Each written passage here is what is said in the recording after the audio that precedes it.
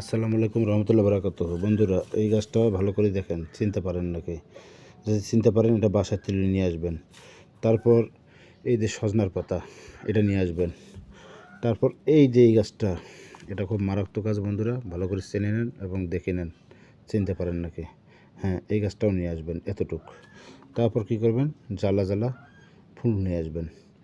আসার পর হাট থেকে ডুমুর আনবেন 1/2 কেজি। আনার পর সবগুলো এরকম একটা করে আপনারা কী করবেন, পিষবেন। পিষে এগুলো বড়ি বানাবেন। বড়ি বানিয়ে রাখবেন, মেয়ে হোক বা ছেলে হোক উভয়ের জন্য খাওয়া যাবে। কী কাজ করবে ভালো করে মনোযোগ দিয়ে শোনেন।